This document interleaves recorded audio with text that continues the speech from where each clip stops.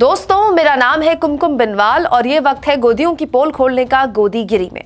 और आज करेंगे बात संपादक सुधीर चौधरी की।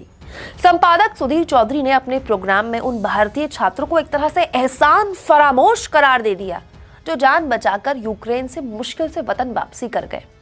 सुधीर चौधरी ने अपने प्रोग्राम में कहा कि थैंक यू एक ऐसा शब्द होता है जो हम राह चलते ऐसे किसी को भी बोल देते हैं, लेकिन यूक्रेन से आए भारतीय छात्रों ने इतना अभद्र व्यवहार किया, उससे पता चलता है कि वो न केवल अपने भारत देश का सम्मान उनके दिल में नहीं है और किसी को दिल से थैंक यू कहना भी इन बच्चों को नहीं आता है। हद तो तब हो गई जब सुधीर चौधरी ने कहा कि वॉर जोन में फंसे भारतीय छात्र अपने देश से मिल रही मदद को शायद अपना हक समझने लगे। हक है सुधीर जी, उन भारतीय छात्रों का हक है। एक भारतीय के तौर पर अपनी चुनी हुई सरकार की गलतियां बताना, उनसे मदद की उम्मीद करना तो बेसिक हक है भाई।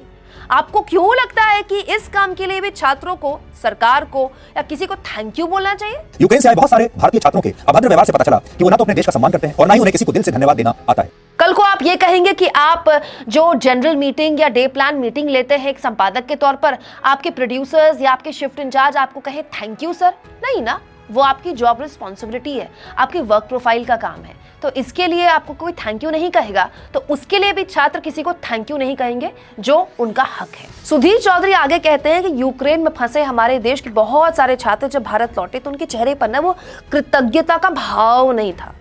सुधीर चौधरी के हिसाब से उनके चेहरे पर एक रोष था, गुस्सा था, अपने देश के प्रति हीन भावना थी। हाँ सुधीर जी, बिल्कुल, छात्रों के मन में उनके चेहरे पर जो गुस्सा आपने पढ़ा बिल्कुल ठीक था। गुस्सा तो था लेकिन अपने देश के प्रति नहीं था, अपनी सरकार के प्रति था। लेकिन मानना पड़ेगा आपको, कितनी करीने से, कितनी होशियारी से आपने देश और देश की सरकार को एक बता दिया, जो ना केवल गलत है बल्कि खुल्लम खुल्ला एजेंडा है। सुधीर जी आगे कहते हैं कि ये छात्र अपनी मर्जी से अपने परिवार के पैसे से यूक्रेन जैसे देश में पढ़ने गए क्योंकि उन्हें वहां एक अच्छी अपॉर्चुनिटी दिखती है। जी नहीं सुधीर जी, यहां भी आप गलत बोल गए ना। यूक्रेन गए छात्र बेटर अपॉर्चुनिटी के लिए नहीं थे वहां पर, यहां वो इसलिए गए थे क्योंकि अपने यहाँ के जो प्राइवेट मेडिकल कॉलेज हैं वहां की फीस ये अफोर्ड नहीं कर सकते। कभी फुर्सत मिले तो मेडिकल कॉलेज जो अपने यहाँ के हैं उनके लाखों की फीस पर डीएनए करने की जहमत उठाइएगा जरूर। हाँ, सुधीर चौधरी को ये तो बहुत बुरा लगा कि एयरपोर्ट में आए मंत्रियों से इन छात्रों ने फूल नहीं लिए, मतलब उनकी तरफ देखा भी नहीं। दिल में लग गया सुधीर चौधरी के, लेकिन ये नहीं बताया कि कितनी मुश्किल से जान बचाकर भूखे पेट कई सौ किलोमीटर पैदल चलकर ये पड़ोसी देशों तक पहुंचे हैं, तब जाकर फोटो सेशन कराने मंत्री महोदय वहां बॉर्डर पे खड़े थे। दोस्तों, बार बार सुधीर चौधरी ये कह रहे थे कि मानवीय आधार पर, जी मानवीय आधार पर सरकार उन्हें घर वापस लेकर आई। नहीं, आपने अपने नागरिकों की जान बचाई।